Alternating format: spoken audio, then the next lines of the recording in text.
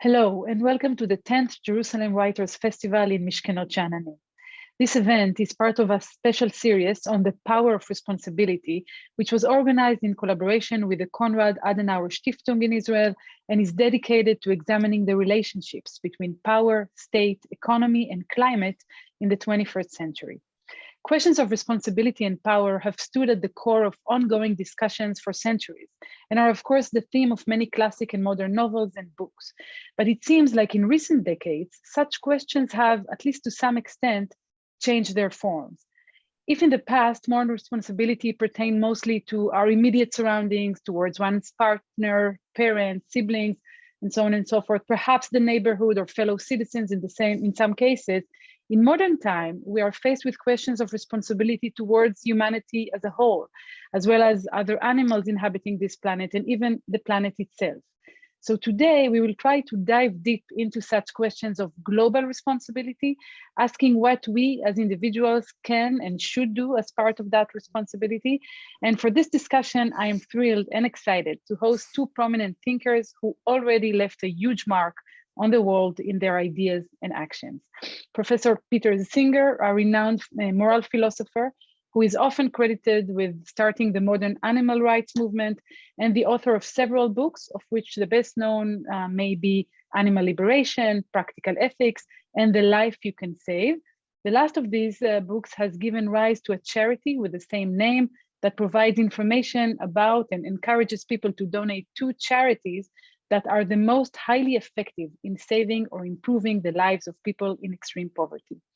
And our own Professor Yuval Harari, historian, probably one of the most influential public intellectuals in the world today. His books, Sapiens, Homo Deus, 21 Lessons for the 21st Century, and Sapiens, A Graphic History, have sold nearly 40 million copies. His recent article on the invasion of Ukraine has become The Guardian's most read op-ed of all time. And a new book series for children, Unstoppable Us, is expected to be published worldwide this autumn. In all these writings, Yuval has made moral claims about our commitment to the well-being of others, which we will discuss here. So thank you both for joining us. Thank you. It's good to be here. Perhaps we could start with defining the boundaries of responsibility. Where do you draw them? I am clearly responsible to the well-being of my family. Am I also responsible for the well-being of every creature on Earth? To the well-being of the planet, of the universe even? Like, could we draw a boundary here? I think ultimately we are responsible for everything that we could do to help other sentient beings, whether human or non-human, whether they're in my own country or somewhere else in the world. And for that matter, whether they're living now or will live in centuries to come. The limits to our responsibility are firstly our abilities to change things, and to change things for the better is obviously what we should be doing, and the limits of our knowledge, which may mean that we don't know how certain interventions will pan out. That's particularly relevant when we're talking about the future, but it may also be relevant to some extent when we're talking about people who are part of a different culture in another country. There are many examples where we've thought that we could help, but we haven't. So it's really important to inform yourself and know that you are actually going to help in the way that the people you're trying to help want to be helped. I completely agree. I think that our responsibility extends as far as our power extends. And one of the problems we face is this mismatch between our power and our knowledge, that over thousands of years, the power of human beings increased enormously, but our knowledge is not catching up. And that space there in between, opening between our power and our knowledge, that's the dangerous space. Explain a bit more, because in a way I would say our knowledge expanded tremendously. What we know, the things that we know how to do about technology, about but you know, it's much easier to build a dam over a river than to understand the full consequences, to know the full consequences for the fish, for the birds, for the trees, for the climate, for us. So we have the power to, very often in history, we get the power to build dams before we get the full knowledge of what are the consequences. And it's even doubly true on the individual level, Now I'm connected through chains, causal chains, to everything that's happening around the world. But to investigate even one simple thing, like where does this shirt come from, and which humans or animals may have suffered in the production of this shirt, it would take me literally years to really know the full consequences of buying this shirt. And might I dare and add, maybe people just don't care. So we are very good in feeling responsibility towards people who are like us and animals who are like us maybe, but the farther away the subject of responsibility is in time, in space, in similarity, then the less responsibility we feel. Yes, but there are also clearly limits to how much we can care for all of these different things. And I may also not have investigated exactly who made this shirt and what the consequences were for them and others around them. If somebody were to convince me that I was doing something really bad by buying this shirt or similar shirts, maybe I would try to find out more.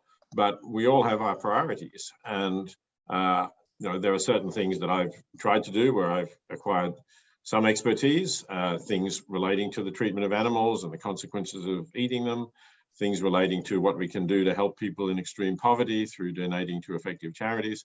But there simply isn't time to inform myself properly about every consumer item that I might wear or buy or use in some way.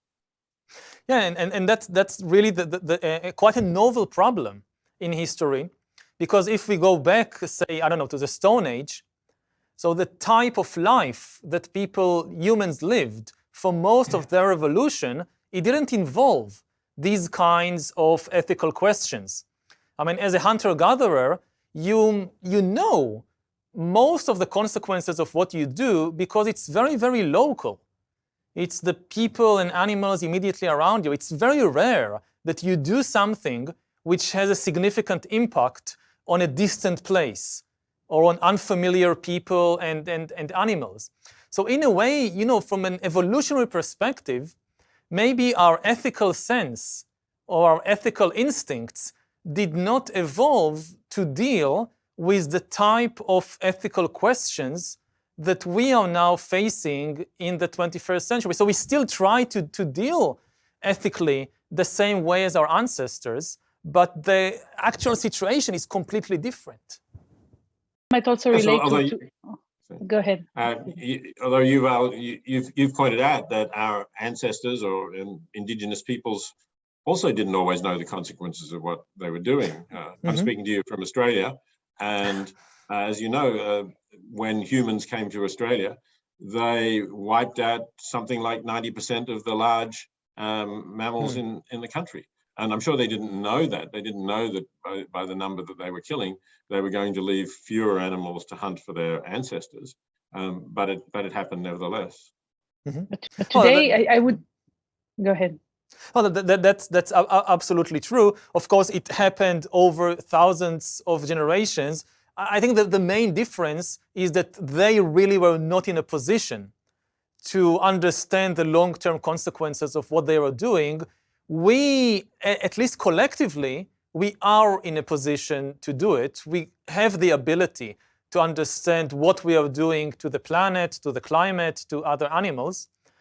It's just that to do it, we need to rely on collective institutions that gather the knowledge and analyze it and so forth. And this is very difficult for us.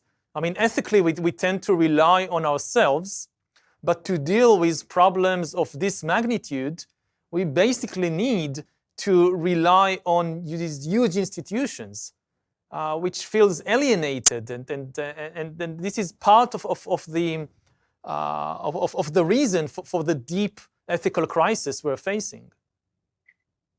I think that on the other hand, we might our ethical reflexes, if you like, have also expanded in the sense that if I'm a Neanderthal, I don't know what's happening in the Ukraine. There wasn't a Ukraine there, but I don't know what's happening in another side of the world. But now today, I get information about human suffering in this case that is not related to my well-being here or now or to the people I know. and I develop this empathy muscle, if you like, and I can relate to that, and I would like to do things for other people around the world. So maybe modernity also led to an expansion of our moral responsibility, of our empathy, and not only to kind of getting us into this very complicated stage where we don't even know some of what are the practical, implications and ethical implications of our doing. Mm-hmm. Yes, I think let me start again. I think our understanding of the world as a whole has extended our empathy to some degree, obviously still to a far too limited degree. We're still not doing nearly enough, I believe, to help people in extreme poverty. And we had another example of that just now during the COVID crisis, in that the affluent countries everybody got 2 vaccines if they wanted it, then they got a booster. But in some low-income countries, the percentage of people who'd had even 1 vaccination was very low. And we were not doing enough to make the vaccines available all around the world, even though actually that was in our own interest to stop new variants developing. But we still didn't do it. We still thought about the short term and ourselves. Mm-hmm. So let's talk about. Go ahead. No, please. No. Zoom is difficult in that respect. Yes. Okay, so let's continue that. So let's talk about poverty. And if I remember correctly, Yuval, from your book, in a way, we are, historically speaking, in the best position that we've ever been with respect to poverty. Is that correct? In respect to the resources we have, I mean, for much of history, poverty was a kind of, and the effects of poverty, such as famine, and such as infectious diseases and epidemics spreading, they were like uncontrollable forces of nature. Humanity simply did not have the scientific knowledge and the economic resources to overcome things like famine and plague. Every now and then there would be like a drought, and there just won't be enough food. And there was no technological means to bring food from far away because it was too complicated and expensive. And with epidemics, even more so, nobody knew anything about viruses or pathogens, let alone vaccines. Now, for really the first time in history, these are no longer uncontrollable forces of nature. They are now manageable challenges. We have the scientific knowledge, the technology, and the economic resources to make sure that no human being dies from starvation, or no human being dies from a long list of infectious diseases. Unfortunately, it doesn't mean we always have the wisdom and the compassion to use these resources. So on the one hand, we are in the best of times. At least we have now it's in our power, we can solve it. On the other hand, if we don't do it, it's an even bigger tragedy. Because when it's a natural disaster that you can't help, then what can you do? It's beyond our power. But when it's something you can prevent, and you don't do it because you lack the wisdom or because you lack the compassion, that's a far bigger tragedy. It seems to me like a direct continuation of what you said before, that now we are in the position that allows us to get the information or to act upon it, but many of us choose not to. And I want to maybe direct this question to you, Peter. Where, in your opinion, is our blind spots with respect to poverty? What is it that we just don't see or choose not to see? Well, I think mostly what we choose not to see is how relatively easily we can make a big difference to the lives of people in extreme poverty. Because when I talk to people about poverty elsewhere in the world, people who have no particular background in this area, they are likely to say, "Oh yes, I know that there are a lot of people who are very poor and their lives are very tough, but how can we help them?" I think the money never reaches them. It's like pouring it down a black hole. I think people say to me things like that. And I think the blind spot, therefore, is knowledge of how relatively easily and for relatively modest sums of money, we can make a big difference to the lives of people in poverty. We can, in some cases, we can save their lives by distributing bed nets so they don't get malaria, and children particularly die from malaria. Or we can restore their sight if they're blind because they have cataracts, which in affluent countries we would all get removed very, simply and inexpensively. But there are people who just can't afford to get their cataracts removed. And there's a lot of other, opportunities people don't have because they are living on less than $2 a day and they can't save up the money to have a little bit of capital to start a small business. That's just too much risk. If it goes wrong, they won't eat. So people don't realize that it's quite modest sums of money when we're talking about that. If people are living on less than $2 a day, which is the World Bank's extreme poverty line, and you give them $1,000, you've given them more than their annual income. And that, of course, makes a huge difference to their lives in various ways. Whereas, when we're helping people at home, and of course, a lot of people say, well, I think charity begins at home. But if the poverty line, say, is $20,000, as it is in the United States for a family anyway, a bit over that, and you give them $1,000, it's not going to be life-changing. Might make them a little more comfortable for a while, but it's not going to be life-changing in the way that it will be for somebody for whom it's their entire annual income. And I think people, I'm not sure whether they don't know that, or they, look away, or they don't believe it, because then they would feel more of an obligation to get serious and not just throw a few coins into a tin when it's rattled under their nose. So that, to me, that's the thing that we need to try to get across to people. I think that, again, part of the problem here goes back to the institutions and the lack of trust in institutions, because many people would say if with $1,000 I could save the life of a person or the eyesight of a child, then yes, I would gladly do it. But I can't do it myself. It's not like I'm personally going there to give the money, or I'll direct transfer the money to some bank account. There is always an institution in between.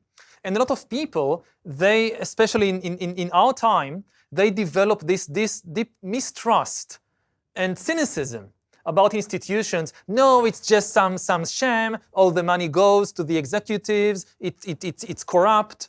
And I think in this case too, like with the issues we dealt with before, in the end, it's largely a question of how do you build trust in institutions.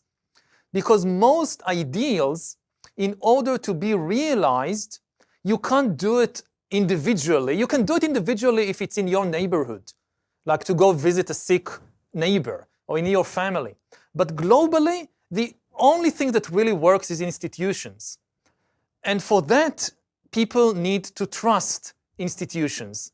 And I think one of the major ethical problems or dilemmas we are facing in 2022 is lack of trust, and actually deteriorating trust in institutions, which reverberates into so many moral issues and really moral catastrophes. Isn't that, Peter, exactly what isn't that exactly, Peter, what your charity tries to do? The life you can save, exactly to tell people how their money can be used specifically for a certain reason, a cause, and to overcome this distrust that Yuval is talking about? Yes, exactly, that's right. What we're trying to show is that there are independently assessed charities that have been evaluated to be highly effective and to make the best possible use of any donation they receive. And if people go to the website of The Life You Can Save, thelifeyoucansave.org, and click on Best Charities, they'll find the list of those charities. And if they click on a button to donate, 100% of what they donate will go to those charities. None of it will go to The Life You Can Save. We have some donors who do donate to The Life You Can Save so that we can keep operating and keep spreading knowledge about these effective charities. But if you're choosing to donate to one of our recommended, there's about 24 or something, I think, on the list, to one of those, it'll all go there. So we hope that people can trust the organization and that they can trust the kind of evaluation. The evaluators don't have any interest in it either, and feel confident that what they're donating is really being highly effective. And I think that that's a very good example that, especially in a situation where we are flooded by enormous amounts of information, what we need is institutions that curate information and curate other institutions, like list of recommendations. So we have it on Netflix or other streaming giants. There are I mean, when I was a kid, there was just one channel. So whatever is on TV, you watch it, that's it. Now there are so many TV series, you need a recommendation list. It becomes very central. So it's the same with, it's the same with the news, that what a newspaper does is basically curate information. And you also need it with charities, that you need another institution that recommends to you which institutions you can trust. And then the question is, how do you learn to trust this institution? And there is no way to bypass it. Any attempt to bypass institutions and say, no, we don't need institutions, we'll just have some blockchain technology which will do it, it doesn't work. The real important, difficult, but really crucial work is to build institutions. Yeah, I think that's right. And even with the internet, we have places like Kiva where you can see a particular person who you want to donate to. But, that's not more reliable, because obviously there are some people who will take advantage of that and will pretend to be someone they're not to receive donations that way. So I agree, you do need an institution that you can trust.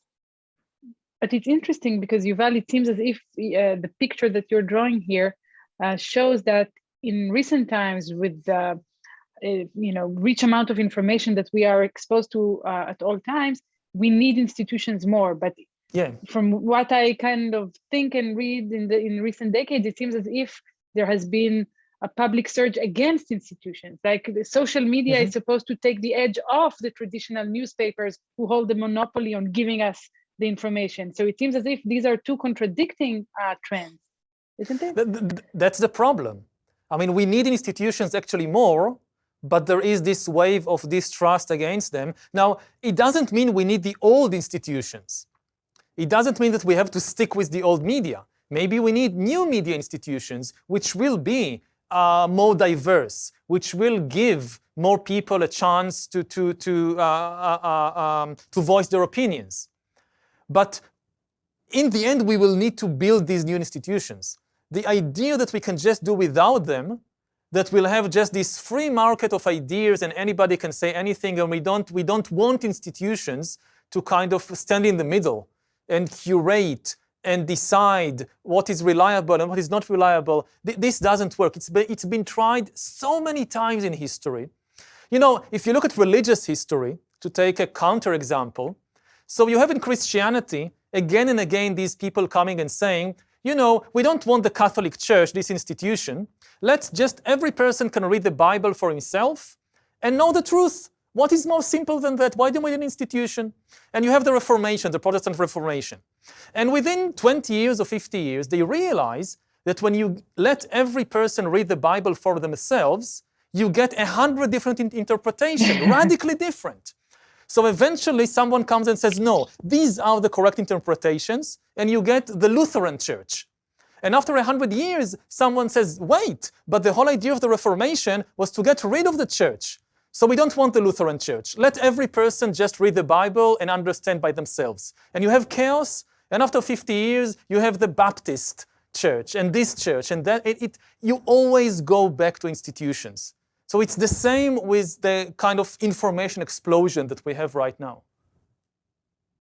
So let's try and think how we can apply that to philanthropy or to moral responsibility. And we mentioned before the charity that tries to do exactly that, to be like the gatekeeper or the information provider that would help people to be more effective in their altruism. And I think maybe that's a good point to also mention the paper you wrote, Peter, Famine, Affluence and Morality, which inspired, though much later, this idea or movement of effective altruism. Maybe you can explain a bit to our viewers what effective altruism is. Yes, certainly. So obviously, people will know what altruism is. They know that it's wanting to do good for others.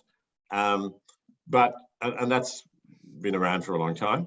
But the emphasis on effectiveness is what is new about the effective altruism movement. And it's really people who are trying to find out what are the best causes to donate to, and within those causes, what are the best organizations to support, And it's become a quite extensive debate with a lot of different voices. You can find a lot of it online. Some people, as I've been saying, think that trying to help people in extreme poverty is one of the most effective things you can do. Others, and I share this view to some extent as well, think that trying to stop the suffering of animals, particularly the billions and tens of billions of animals now existing in industrial factory farms, to try to reduce their suffering, is a very effective use of money if what we're concerned with is reducing as much suffering as we can. Other people take a more long-term view and point to the risks that our species will become extinct. And even if those risks are small, they point out that the costs of extinction are very huge, not only in the 8 billion people who might die if an asteroid were to collide with our planet right now, but also in the loss of all future lives, which they would see as having immense value. And possibly, our species could exist for millions, tens of millions, maybe even in a billion or more years. So if we were to become extinct, that would not happen. Maybe there's intelligent life elsewhere in the universe, but doesn't seem to be anywhere really close to us at the moment, certainly hasn't made contact with us. So they see that as a great loss. And that's another direction that effective altruists have been going in. Maybe I would just add to that we just need to be careful not to turn this into an argument about what is the most effective. There is room for everybody. If somebody thinks that the most effective is to take care of animal suffering, and somebody else thinks, no, we should help people in poverty, I mean, focus on doing what you think is most effective. Don't try to convince the other guys that they are wrong. I mean, there is enough for everybody. Well, yes, but that's not actually, I must admit, what's been happening in the effective altruism movement. Some of the people like to have these debates, and I don't think it's illegitimate. I suppose it's legitimate. It's just. Yeah, I mean, what they would say is we have a limited amount of resources, right? I mean, let's say if I want to donate, and if I'm giving my money to people in extreme poverty, then I'm not giving to organizations combating factory farming. So actually, I do a bit of both there because I find it very hard to compare those two. But other people would say, why aren't you donating to try to reduce the risk of extinction? And I'm not, and I say, well, it's good that there's some money going into that. I agree. I'm glad that you and a few others are doing this, but at the moment it still seems highly speculative how we can make these differences, at least in some areas, maybe not all areas, but some of the areas that they talk about. It's questionable whether we really know enough at this stage to reduce some of the extinction risks that they're concerned about. But maybe this is another reason why many people don't choose to act, in line with their responsibility obligation, if you might. Maybe there's just this feeling that there are so many ways by which we can make the world better. There are so many problems. Maybe that has a paralyzing force. Maybe just that causes us not to do anything because there's just too many things and we cannot resolve all of them. I think that would be a pity if that happens, both because people then wouldn't do as much good, but also I think even for themselves, if people get involved in some of these issues and feel that they are achieving something, it adds meaning to their lives. I think a lot of us in this material world, particularly people who've been reasonably successful at providing for themselves and their family in material terms, lack a sense of purpose. Once you've got enough to look after yourself, what do you do then? Well, I think finding a cause that is really worthwhile, where you know that you can do a lot of good, is probably the best thing that you can do then, obviously for those you're doing good to, but also for yourself. I agree that the best is choose one thing. Obviously, you can't do everything. Nobody can do everything. So instead of being paralyzed and overwhelmed by all these different issues, just choose one issue which is close to your heart, and then try to choose compassionately. Because again, going back to some of the historical issues with altruism and with ethics, sometimes I'm so not surprised because it's so common in history. But you see people that they focus they try to do good through the most controversial or most kind of, I'll give an example. Like you're a Christian fundamentalist, and you can choose whether to help the poor or whether to fight against gay marriage, and you choose to fight against gay marriage. Why? I mean, obviously you can't do everything. So why not choose the kind of something that everybody would agree, nobody would become upset about you? Why choose the one thing that is bound to at least cause controversy and could cause a lot of suffering to some? Why not go for the safe pick of just going to a hospital and helping sick people? You surely have an answer. Like, you know why they are doing that, don't you? They feel it threatens their worldview, that it jeopardizes the way we should live, and so on and so forth. Like, they will give you arguments why this is the most important fight to have. That's the issue. I mean, let's not go into the argument, but let's assume that you have a Christian worldview and you think it's wrong. Still, as an individual, you can't do everything.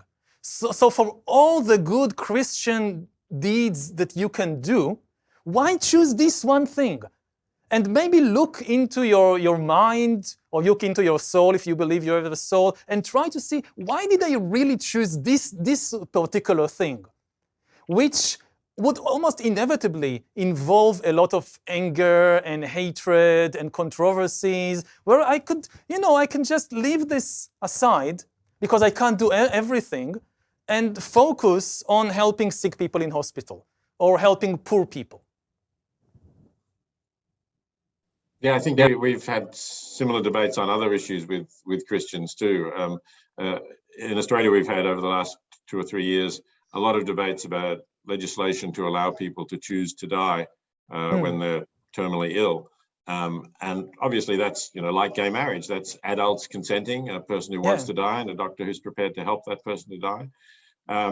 And we have now in most of the Australian states legalized that, but it took quite a battle, and Christians were in the forefront of opposing it, although it seems to me that it clearly reduces suffering and it doesn't harm people who don't want it. Nobody is being forced to choose assisted dying. So it is perplexing. I mean, maybe they think it's a slippery slope that is beginning or something like that, but we've had a lot of experience with assisted dying over the last 40 years, starting off with the Netherlands, and it hasn't produced these terrible predicted slippery slopes. So I think it's strange that people should put a lot of energy into fighting things that competent adults are choosing and doesn't seem to really harm anybody. I can understand why they oppose it. What I find kind of objectionable is the immense amount of energy invested in it. I mean, there are so many people who want to live, and you can help them live. And that instead of focusing on the relatively few cases of people in extreme suffering and so forth who want to die, and you pour your resources into preventing them. No, there are so many people who really want to live, but they don't have enough food or they don't have enough medicine, and you can really save them by pouring the resources there. So wouldn't it be kind of easier and more compassionate for everybody to just focus on that? Absolutely. But I guess history is filled with cases where people don't go along the routes that you're suggesting to them and choose to fight those battles that you're here fighting against. And as a historian, you probably have an explanation to why that happens. Yeah, I mean, the suspicion is that there is something other than compassion that dominates. It's not, I mean, when people make these kinds of choices, it's not really that they think of all the things I can do in the world. This is the most compassionate thing. It's usually either there are political interests involved, or there are all kinds of dark psychological forces like hatred and bigotry, which are involved. And again, going with their worldview, it could be that there is some mixture, that there is some compassion there as well. But it's compassion kind of diluted with a lot of hatred and anger, and not the pure form of compassion.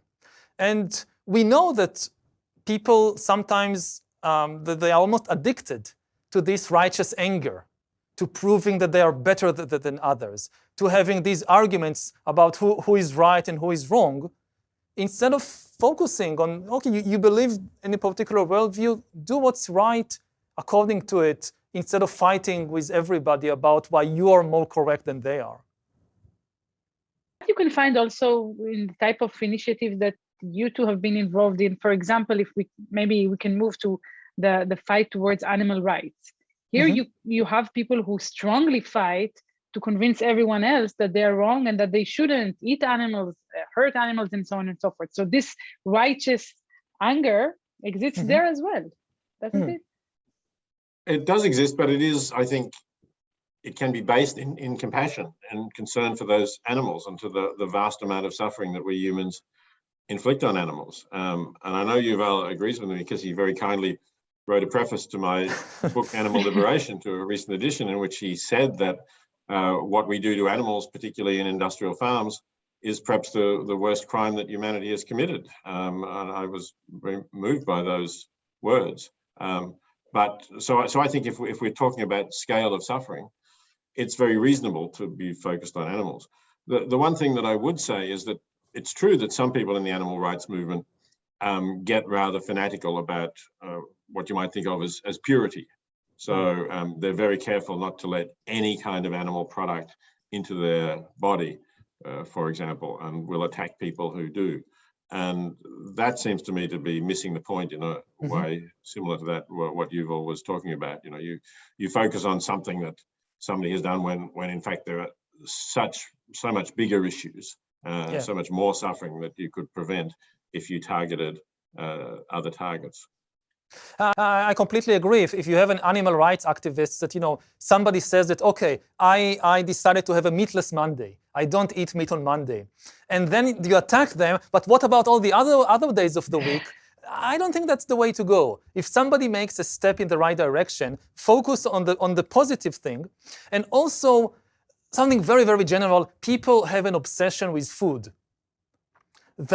And it connects also to very old notions of purity and pollution. That you find people that can go to extremes, not to eat any tiny particle of something that came, even a honey that came from bees or whatever. But then other things which are not food, like I don't know, what's involved in the textile industry or in other industry, it gets completely left aside. I think we should have a broader view of the type of impact we have on animals and on the ecological system, and not become just kind of tunnel vision just on food. And the danger there is you see in so many different ways that, I mean, it's just, I don't know, something about humans or maybe mammals. We are obsessed with what we put into our mouths. Other things that we do, that's less important. Again, you also see it in religions, that very often the last thing that remains from religion is food taboos. Like you have Jews, they don't believe in God, they don't go to synagogue, nothing, but they won't eat pork. That's the last holdout. Or they will fast on Yom Kippur. That's the last holdout. Because food is really, and I think we need to get over it. Yes, food is important, but don't give it so much importance. In particular, the purity of it is not important, right? I mean, if you are a vegetarian or vegan and you go to somewhere where there's a meat-based stock for the soup or something like that, but it's not really significant in terms of support for the industry. What I try and look at is, am I supporting this industry of abuse in a significant way? Am I buying products, which means that therefore more of these factory farm chickens are going to be produced and live miserable lives and then be slaughtered in the supermarkets? So I'm not going to do that. But if there's a tiny amount of some animal product in something that I'm eating, I'm not going to refuse to eat it if that's what's being put in front of me. So what is the moral imperative in your opinion? Now I'm here, I'm listening to you, I'm writing notes. Give me the recipe for, being compassionate, being morally responsible for the well-being of others, as given the assumption that we can do everything. What, in your opinion, is like the minimal things that I, as an informed human being, should do when I conduct myself in the world?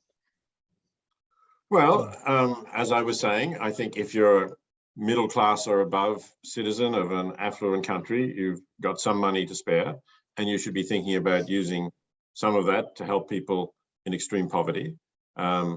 It's very hard to say how much. It varies, of course, not just with income, but with the dependents you have and so on. But you know, the traditional 10% tithe is not a bad standard to aim at if you're, as I say, at that above middle class level.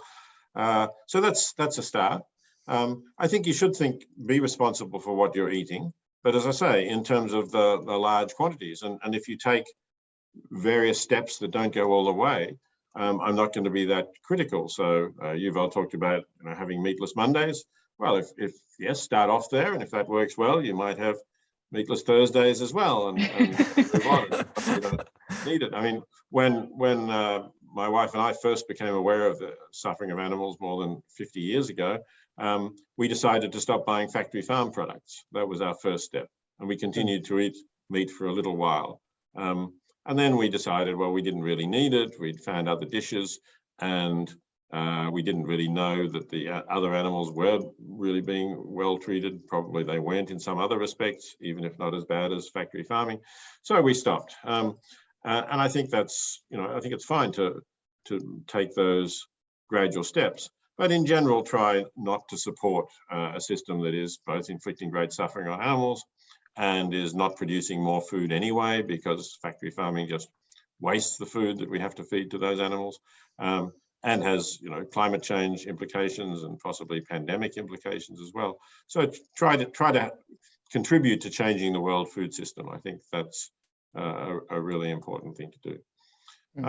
And then, of course, there's the general things about trying to be a decent person to those around you. Obviously, I don't want to neglect those and think that it's only distant strangers and animals that we ought to be concerned about.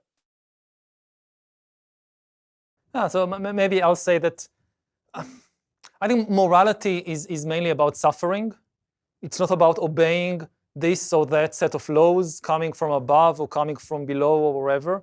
Morality is about being aware of suffering and what we can do to alleviate it. And the other thing is that morality tends towards moderation and not extremism. And one of the big problems in the history of morality, that in so many movements, people have both secular and religious. People confuse morality with extremism. That the more extreme you are, the better person you are. You see it in so many different movements. And as a kind of first approximation, no, it's the other way around. Morality tends towards moderation. So again, not always, not in every case, but generally speaking, if you want to start with assuming that morality tends more towards moderation and not towards extreme. Thank you. Both of these are very good recipes, so to speak, for the way we should conduct ourselves. And I want to ask about global trends or historical trends. And I would actually ask you, Peter, although you're not the historian in the room, because you wrote the book Animal Liberation in 75. Yuval, I think you weren't even born there. 76, yeah. Yes. So you have almost lifelong experience of working on this topic and also seeing how the world and society have changed towards that topic. I wanted to ask you if you see a change. So do you feel that people are more informed, or at the end of the day, maybe the group of people who are strongly devoted to it has expanded, but society at large didn't really change its position towards animal suffering? I think there has been significant change in many countries, but not, unfortunately, worldwide.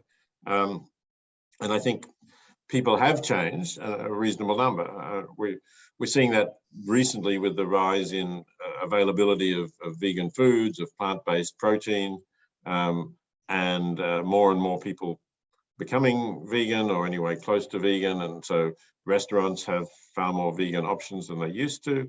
I mean, I think all that's interesting, and it does go along with a different and better attitude to animals.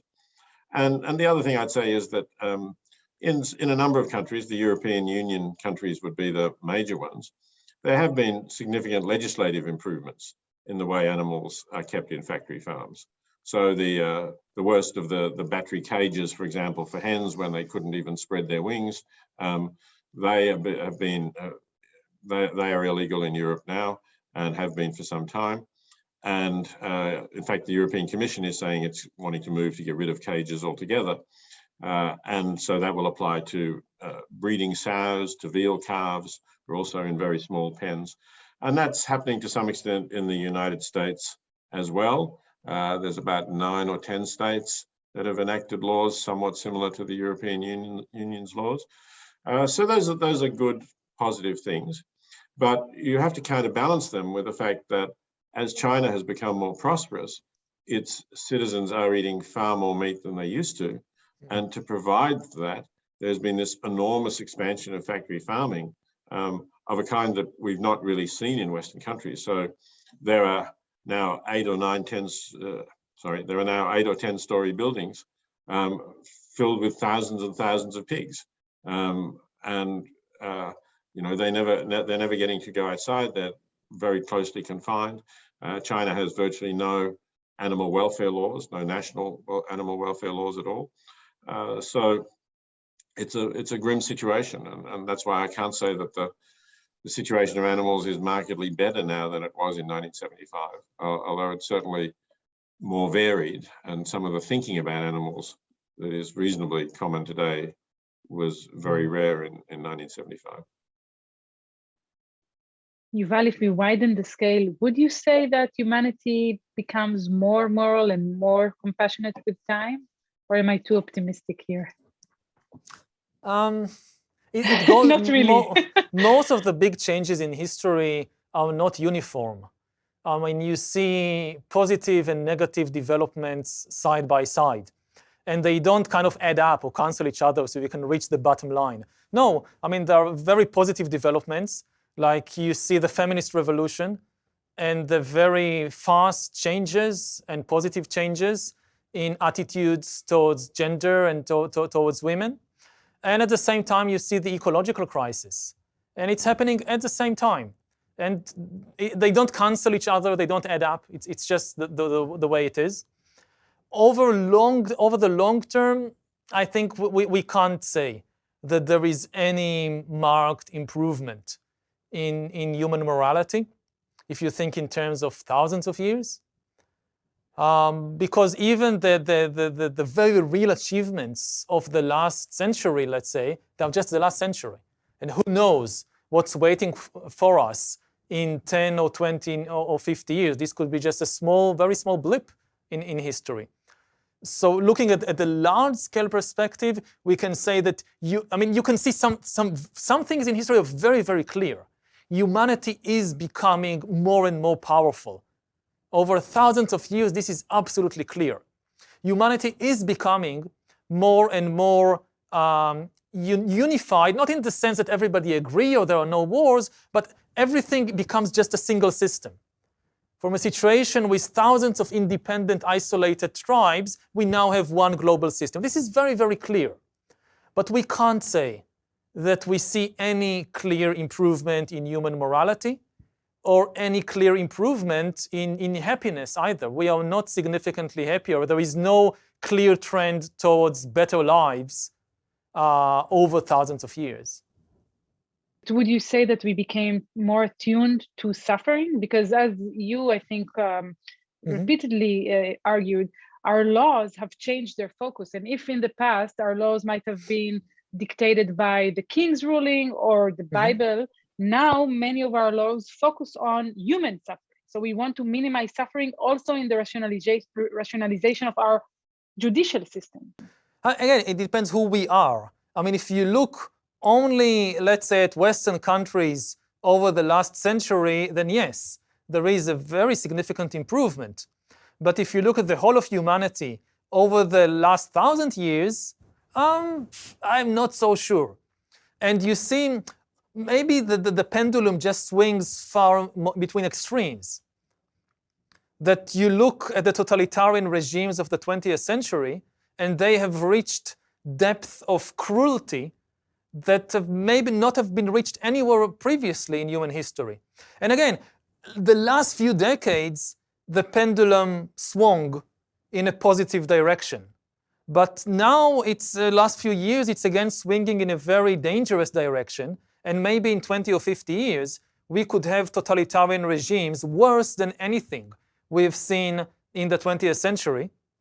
The people, if people survive, they would look and say, hey, it was just a short period between two really nasty totalitarian periods.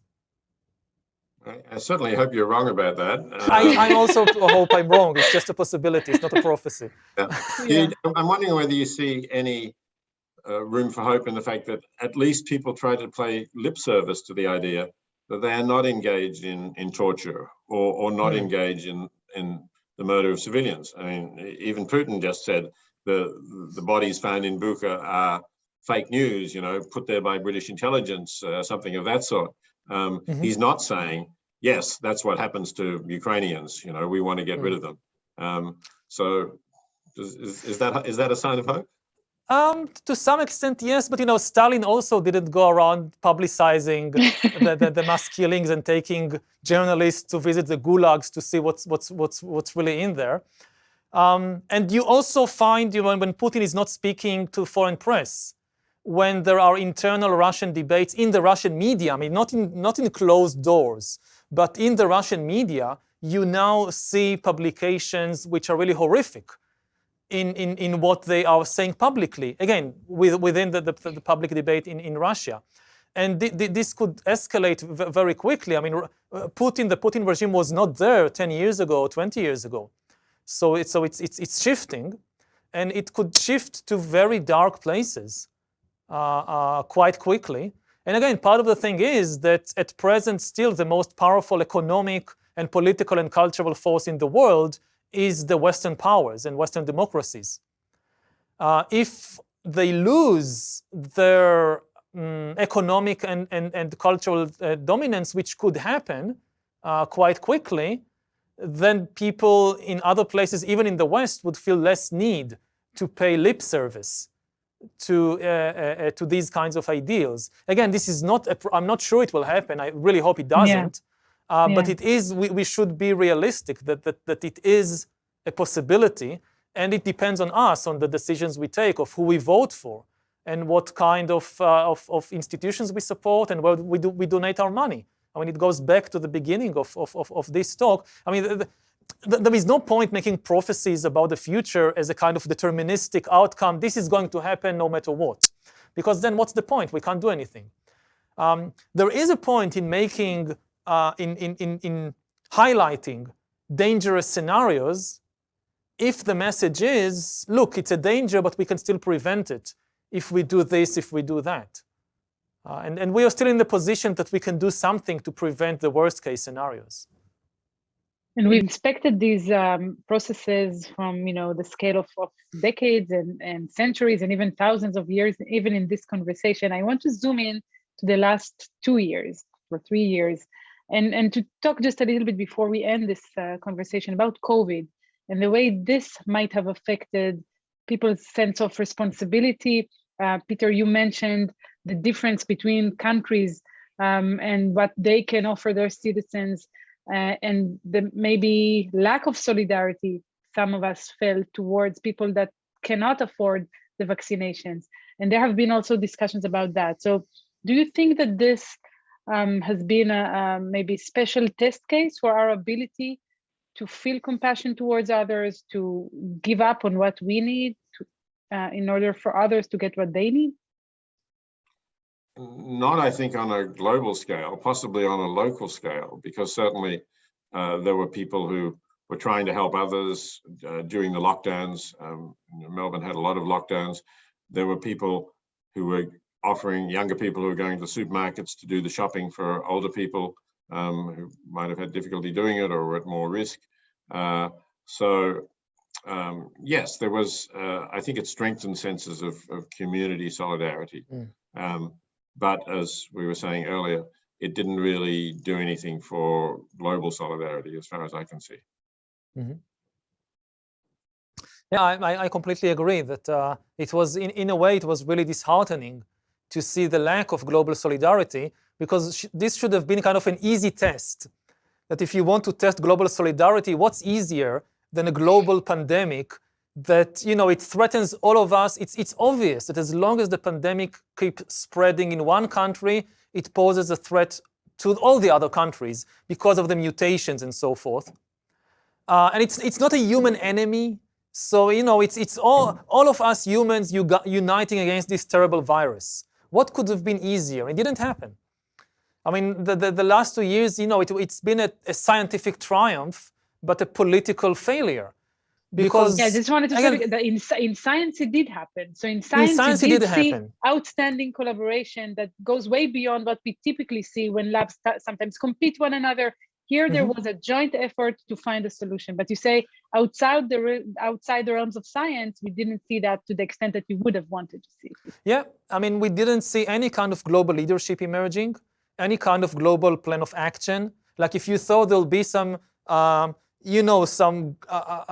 global headquarters to coordinate. How in the first few months of the pandemic, when it was just beginning to spread from China, it was like watching a train accident in slow motion or something, or as the Titanic sinking in slow motion. Like everybody was sitting and seeing on television what's happening, and no adults in the room, no global leadership coming and saying, hey, we can actually stop it from spreading. We have the technology, we have the knowledge, we just need to unite. And no, people were just watching how it happens. And that was very disheartening, because if we can't unite against a virus, how are we to unite against much bigger and more complicated global problems like climate change, or like the rise of these new disruptive technologies, artificial intelligence and so forth? That's going to be much, much more difficult. Maybe if we do try to end with an optimistic note, maybe the message should be that, as the saying goes, the change begins in us. We cannot rely maybe on these global leaders to do the job for us, and each and every one of us should decide how to live their lives in a way that would promote solidarity, more responsibility, and compassion. Yes, except I would agree with what Yuval said earlier, that we do need institutions that we can trust. If you take climate change as an overriding problem, more serious than COVID, then we can only do that if we have institutions where nations get together, as we have a world of sovereign nations, and agree to make cuts as long as other nations are making those cuts, and work out something, as the Paris Agreement was a moderately successful attempt to do so. Anyway, not a complete failure, at least. So I think that it's not really enough to say, okay, well, I'm going to ride my bike more. I'm going to put some solar panels on my roof. That's good, but I think we need to do more. We need governments to change the incentives to have clean energy. We also need to stop eating as much meat, particularly beef and lamb, as they come from ruminants who emit more greenhouse gases. And I think we do need to do this in a collective way. I don't think we're going to solve it individually. I agree. I think that individual action is important, but 50 people who work together in an organization are far, far more effective than 1,000 individual activists, each doing their own thing. So, you can't solve everything. Don't kind of be overwhelmed. Choose one cause and choose it really with compassion. The key thing is really to help and not to fight with the other side of something. Choose one cause with real compassion, and then join an organization that works to alleviate suffering on this front. Well, I would like to thank you both for these very important messages and a thought-provoking conversation. Professor Peter Singer, Professor Yuval Noah Harari, thank you both for this conversation. And of course, thank you also to Mishkenot Sha'ananim and the Konrad Adenauer Stiftung in Israel. Thank you very much. Thank you. Thank you, Liad, too, for hosting the conversation, making sure it ran. With great pleasure.